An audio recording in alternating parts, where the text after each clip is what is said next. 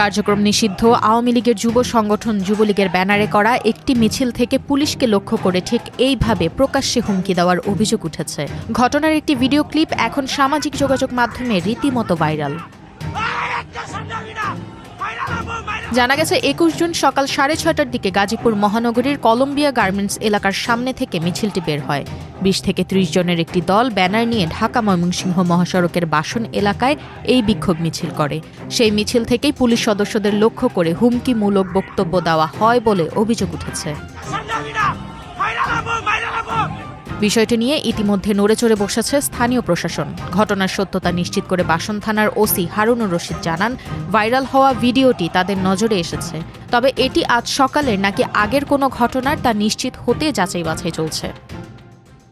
আমরা শুনছি এরকম, কিন্তু এখনো অথেন্টিক নিউজ পাই নাই। আমরা বুঝতেছি একটা ভিডিও দেখলাম যে পুলিশকে লক্ষ্য করে। ভিডিওটা আগের কিনা বর্তমানে এটা বুঝতেছি আর কি।